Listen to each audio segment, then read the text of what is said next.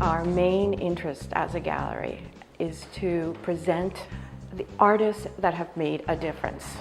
And in Hollis Taggart's opinion and myself, Idelle Weber is one of those important artists that have made a great contribution in the world of pop art. And it derives itself from an extraordinarily personal view of the times and of her reaction to the times. Political politics, subculture, sexual politics, all of these incredibly rich and complex thoughts are merged very elegantly here.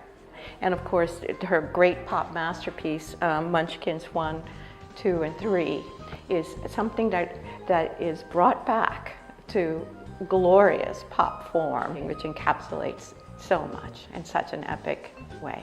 I always painted, and that's all I wanted to do as a child. My mother, she would take me every week to the Art Institute so we could look at miniatures, but also Hopper. We'd go to those things that I always wanted to go to. When I first came to New York, I had a drawing at the Modern. There was a huge drawing show, and I could see the business people silhouetted against the night lights.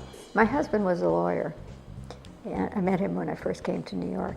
I was very influenced by the law firm and that world, which I knew nothing about, and it was grim. I wanted to sit in with Motherwell. I really loved his work. I went up to Hunter and had an appointment with him, and he was teaching. And I had my portfolio. This is good, that's good. And then he looked at me and he said, "Are you married?" I said, "No." And he said, "Are you going to have children?" I said, "Of course, who doesn't?" In those days. I said, "Well, you'll never keep painting, and I don't think you should audit the class." I stayed at a place called the Rehearsal Club. So I heard someone calling down and said, "Anybody want to babysit? Who wants it?"